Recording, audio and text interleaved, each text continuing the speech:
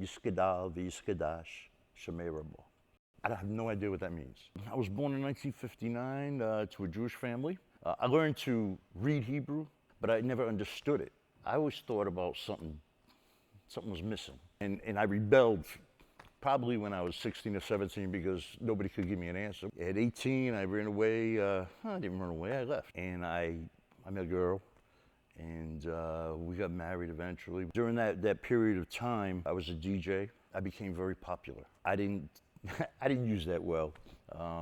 I took very much advantage of it. I was young and just,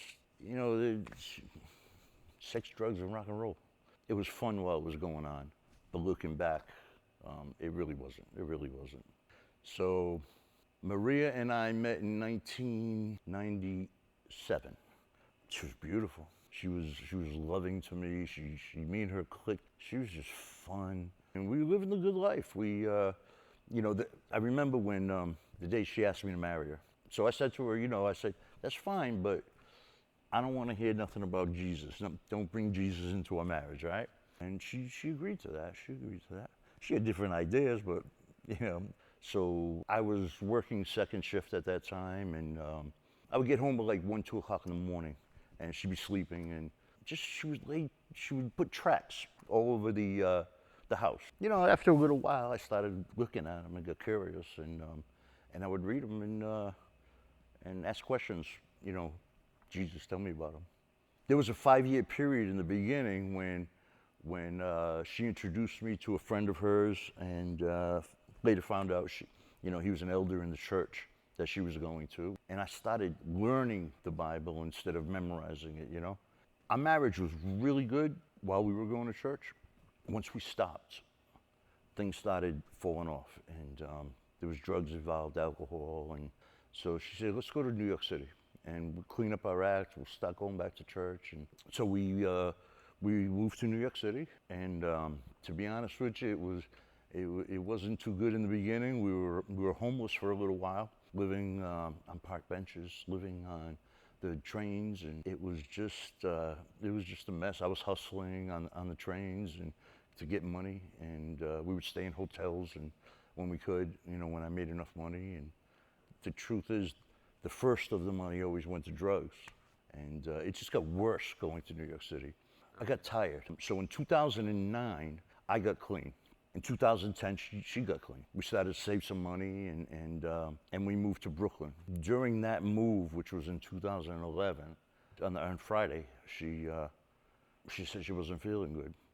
So she said she just wanted to lay down and rest. Saturday, I came back, and it was a little bit worse, but she just wanted to, just stay in the house. So on Monday in the morning, I was working the first shift.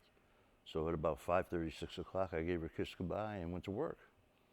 At about 2 o'clock in the afternoon, I get a phone call that she was dead. I didn't take it well.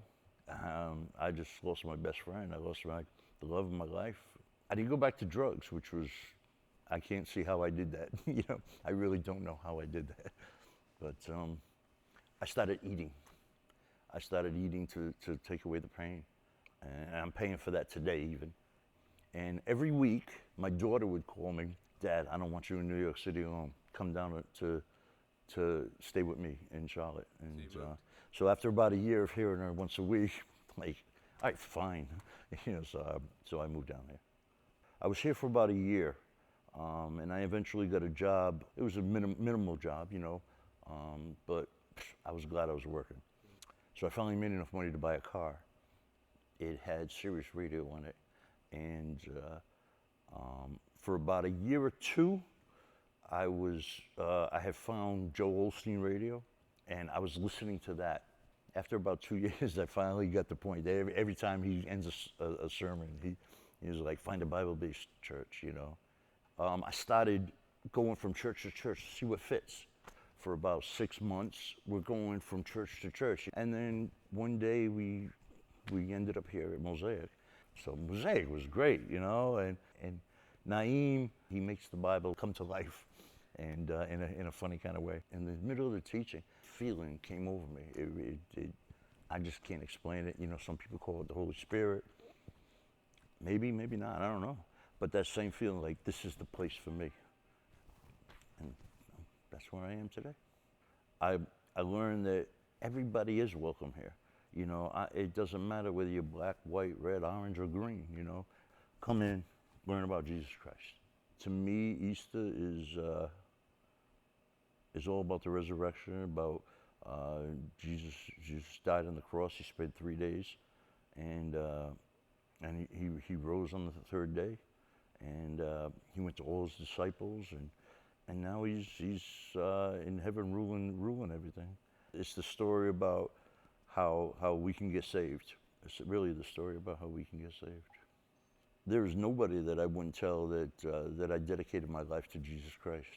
I'm so proud of it, especially after I got baptized. That feeling that came over me, that I just wanted to shout it to the world. This is the way to go. And trying to live, I'm not perfect, but trying to live Christ-like is sometimes hard for me. But I'm giving it all I got. I really am. I'm giving it all I got, and sometimes I fall short, but I just get back up and keep it moving. I'm looking back at my life, from day one till now, and God has strategically placed people in my life. I believe God's been in my life for a long time, and there was plenty of times during my younger days that I look back now. I should have been dead. I should have been dead, no doubt about it. I was stuck between a train by my head while it was moving, and I came out of that with 14 stitches. I should have been dead. I was sticking needles in my arm for years. I should have been dead. When I was younger, I had hepatitis, and I was a day away from getting a liver transplant, and if it didn't come in time, I was dead. And to the next day, the medication that they were giving me worked. But the doctor came to me and said, if we don't get a liver within 2 or 3 days, you're going to die. And then I didn't have to get a transplant. I'm healthy and whole today. And I have no doubt, without God, I wouldn't have been able to survive it. My belief is God has something in store for me. He saved me all those times, but I know he saved me for a reason. And that's what I believe, and that's what keeps me going. That's what keeps me going. I'm searching for that reason, because I want to serve him so bad. What is it that you have for me in my future? I don't know, but I'm willing to wait.